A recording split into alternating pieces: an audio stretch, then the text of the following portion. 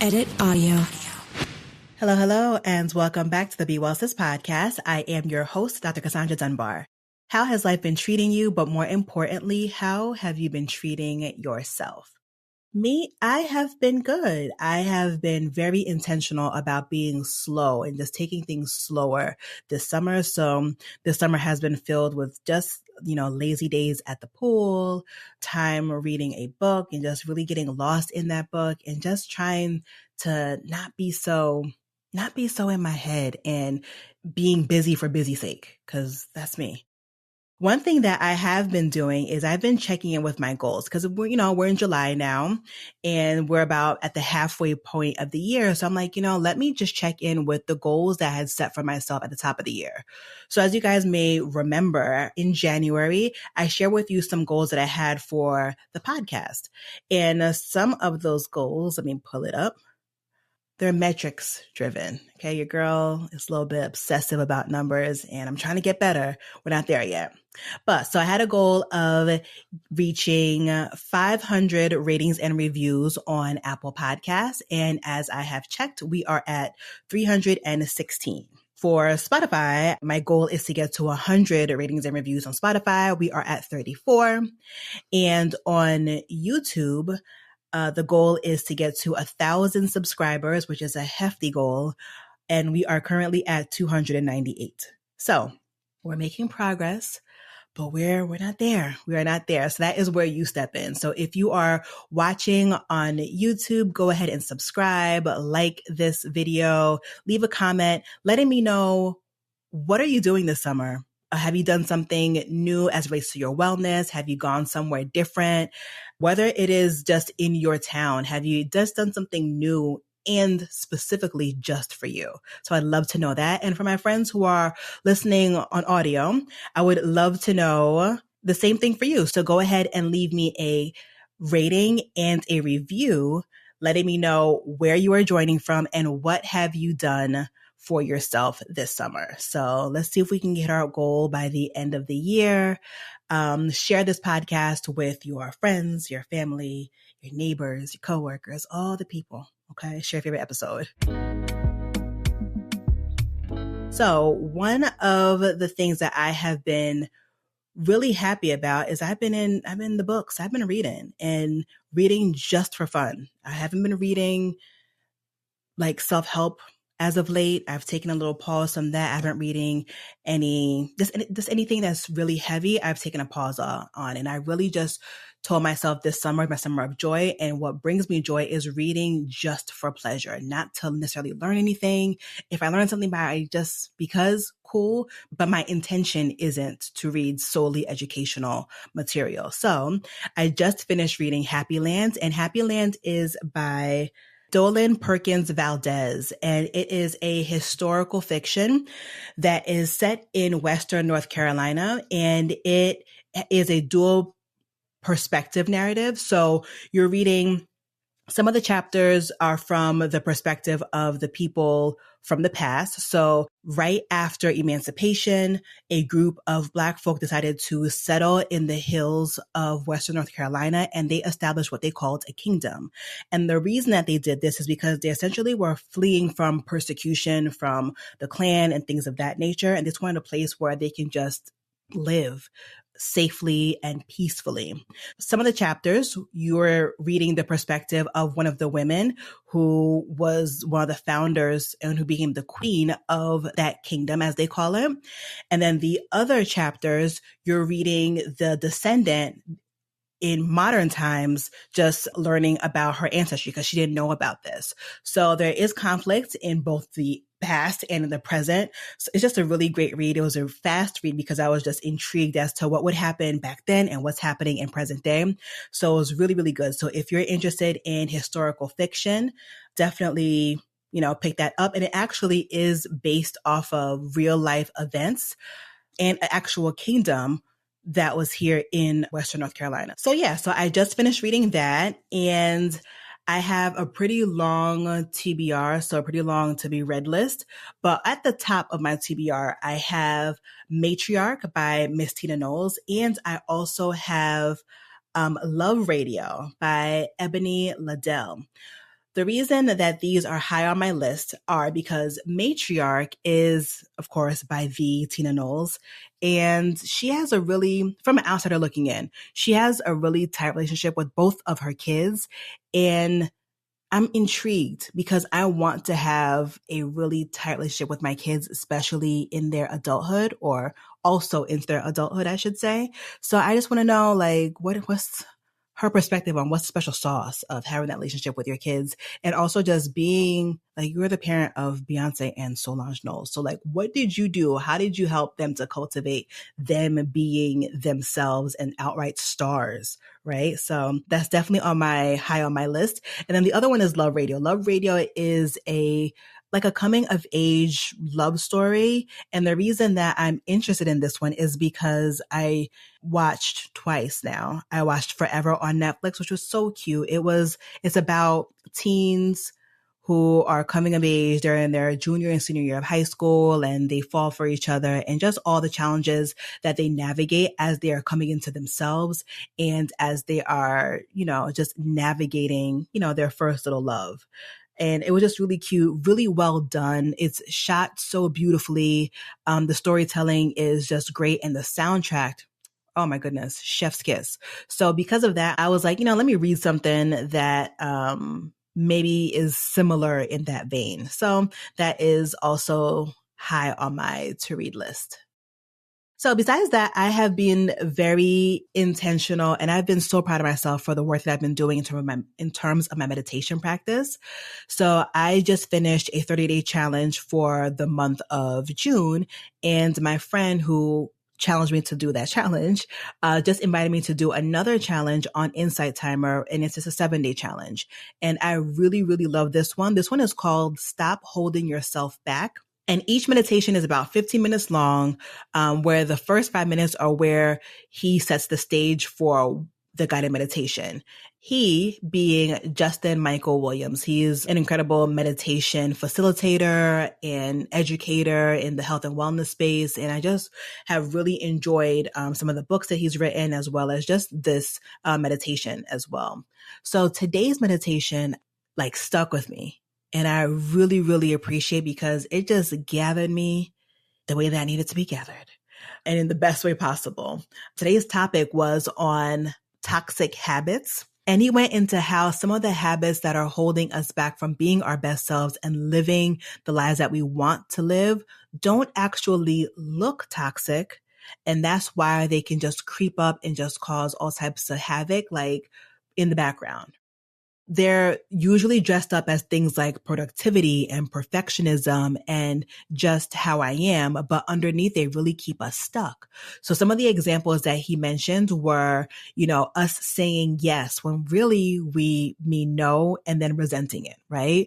Or doom scrolling instead of doing something that is productive or nourishing to us, or just getting sleep at the appropriate time. Another thing was maybe just shrinking ourselves to make other people more comfortable. So as he prompted us to identify some of our toxic habits, he then had us visualize ourselves in our most optimal situation. So what does it look like when we're living our very best lives? And he led us to that meditation. And he really wanted us to observe in our mind's eye where we were, what do we look like, who we were with, what were we doing, what does it feel like, what does it smell like, even if any smell came to mind, what colors were prevalent. He really wanted us to really get in there and spend time really observing us as our best selves, our future best selves. And what I really appreciate about this practice is that it really helped me to see myself on the other side of my toxic habits that are holding me back. So it's not that we were just daydreaming about it. We were getting the opportunity to really feel it, to smell it, to taste it, and then transport ourselves there in our mind's eye. The visualization practice isn't woo-woo. It is actually rooted in neuroscience. So when we visualize an action, our brains activate the same pathways as if we were physically doing it. Visualization, also called mental rehearsal, is more than a feel-good self-help tip. Your brain can't fully distinguish between what's real and what is vividly imagined. So when we mentally rehearse something, we activate those same neural circuits as if we were physically doing that same thing. So whenever we visualize ourselves speaking with confidence or showing up in the world a certain way, our brain starts to lay down those same pathways that make that our new normal. So your brain starts to believe you already are the person that you are becoming. And something about today's meditation, spending about 10 minutes really visualizing who I am becoming, really made the future, my highest self, seem much more attainable. So athletes, musicians, surgeons even use visualization to improve their performance. Again, it strengthens the brain's motor cortex, improves focus, and reduces anxiety because you've already seen yourself succeed. So using visualization isn't being delulu.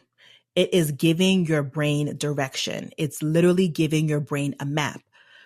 So when your brain has a map, it is going to be less likely that it defaults to fear and actually will start moving towards the possibility that it's already imagined. So that is what I have been up to in terms of my meditation practice. So today was just day 2 of that challenge and I love it so much. So I'm going to link it down below in the show notes if you are also interested. Again, this is found on Insight Timer. There is a free version and then there's also a paid version. And y'all, I had to upgrade to the paid version to get this challenge, but I'm so grateful that I did. It's a couple dollars a month. So I'm just like, it's so worth it to invest in myself in this way. Now let's hop into On My Radar. So shifting gears a little bit, let's talk about what's on my radar. So that is where we talk about the people, places, and things that are wellness related and that I am obsessed with, and you should be too. So the first one is my lifestyle tool that is the Insight Timer. Again, I was on that free plan for months. I think all of this year, this has been what I've been really defaulting to for my meditation. And again, I finally upgraded because I'm just like, there is so much that the app has to offer. So let me just go ahead and pay my couple dollars every month and get even more because it's been super, super helpful in me to just have some clarity.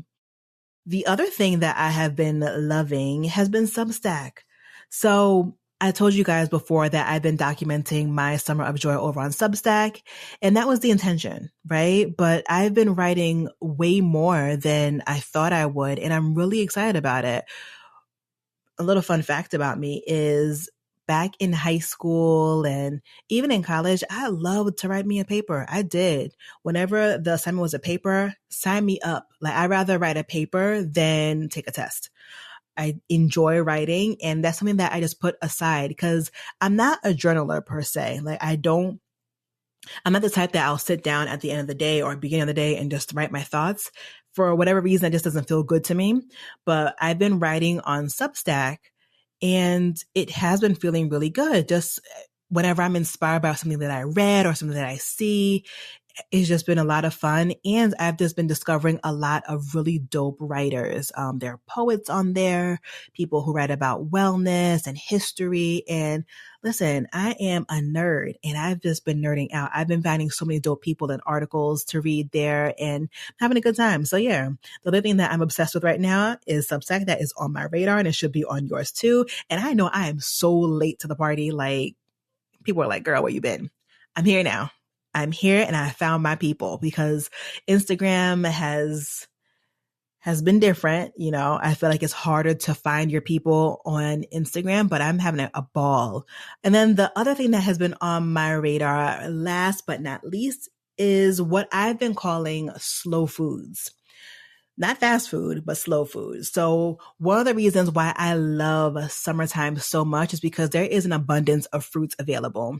A few weeks ago, Costco had lychee fruit, lychee, however you pronounce it, the fresh ones on sale. And I'm like, I've never had the actual fresh one before. I've only had them, honestly, in cocktails. I'm like, let me buy, some of the fresh ones. And it is one of I think it's categorized as a stone fruit where it has like a tough outer shell. You have to crack that open, then you eat the fruit and then it has a pretty large seed. And I just enjoyed having me some lychee. because you have to take time. Like you're really savoring what you're eating. You're savoring the whole process. That's the thing. It's a whole process to have it, right? So I realized that I love that. I love cherries are in abundance right now. And again, cherries are not mindless foods because you have to make sure you remove that pit. So I've been enjoying cherries.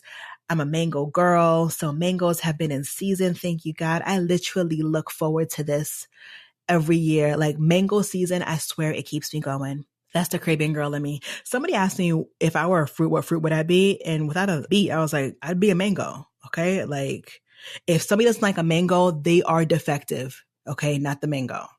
That's still what I said. And I've also been loving other fruits like, like plums and things like that. But long story short, I've really been enjoying me some slow foods that you really have to sit and take time and intention to eat. And therefore you're able to savor. And I've been using it as a mindfulness practice as well, because whenever we eat other foods, especially packaged foods, processed foods, foods that are literally on the go, so fast foods, you're just eating it without even savoring it and without really thinking about how does it taste? How does it feel? What are the textures? Am I full? Like all of those things where slow foods really have helped me to like really slow down and really embrace the spirit of slowing down, girl, for the summer. So before we wrap up, I am going to share a DM that I received from a listener that really it touched me. I'm so grateful. So it says, "Hey, Dr. Cassandra, I've been subscribed to the Be Well Sis podcast for a few months now, and I just wanted to thank you for how deeply your content pours into me. Aw. I just finished a Juneteenth episode and felt so seen. I've replayed it already. As a new mom, I've been reflecting on freedom and joy and how my daughter gives me permission to live freely, not just for myself, but for her. Learning to set boundaries and honor my feelings has been liberating. As Black women, we've been taught to police ourselves, and unlearning that has been both challenging and healing. Thank you for creating space for these conversations and for your honesty and for holding community with such care. Hope you're well, sis." Aw, I don't think you understand how much like this touches me, because especially when I received it, I was like spiraling over podcast related stuff, right? And I already mentioned to you guys before that podcasting is an interesting thing because you don't always know how your message is landing and if people are receiving what you're saying, the conversations and things. So I really, really appreciate whenever you send anything in. So thank you so much for saying that in, Jessica. I really appreciate you. And we'll close out today's episode with a Not Well Sis listener submission letter. Not well, sis. So as you may know, Not Well Sis is a segment where you can send a rant, a rave, ask a question, or just get whatever is on your chest off. The link is in the show notes to submit. And today's says, "I'm not having kids. Please mind the business that pays you." All right. Says, "Listen, I love my nephews, for real. I'm pulling up to birthday parties, showing out at school plays, and I'm always good for a yes, you can have another cookie, when mom said no. I'm that auntie. But also, watching my sister try to raise two tiny humans while running on crumbs and vibes, yeah, well, that's all the birth control I need. My man and I, we're good. We sleep in, we go to brunch without needing crayons and an iPad. We travel with carry-ons. We enjoy silence. But people, and by people, I mean everybody from my auntie at Thanksgiving to strangers in the Target checkout line. Target, we're not going there no more. Keep asking when we're going to have kids. And when I say, actually, we're happy without them, folks look at me like I just said I hate puppies or Beyonce. Suddenly it's, you'll change your mind, or it's different when they're yours. Like I haven't seen the chaos up close and personal. Y'all, I've seen the group chat texts. I've babysat. I know. The thing is, I love being the fun auntie who shows up and dips. I love my freedom. And I really wish people would stop acting like choosing not to have kids is some sort of character flaw or phase I'm going to grow out of. So please respectfully stop asking. It's weird, it's nosy, and unless you're offering to pay for childcare, that part, and the postpartum therapy, that part as well, don't worry about what's going on in this uterus. Signed, happily child-free and unbothered, but slightly annoyed. Ooh, I get it. There is nothing to add there. There is just a mic drop. Folks, stop asking people about what they're doing with their lives, especially as it relates to, as she points out, her damn uterus. As somebody who is a parent, and has known that I've always wanted to be a parent, I also always respected women who did not want to be a parent. It is all good. We need aunties. We need people in the village who do not have children as well. Like, all of our perspectives are all welcome and necessary. So stop asking that damn question. So that is all I have for you today. Thank you so much for joining. As always, I am so glad you're here. Be well, sis. Thank you for listening to this episode of Be Well, Sis. If you'd like to get in touch with us, there's a link in the show notes. Be Well, Sis is hosted by me, Dr. Cassandre Dunbar, and produced by Edit Audio. Don't forget to hit follow so you never miss an episode. Until next time, be well, sis.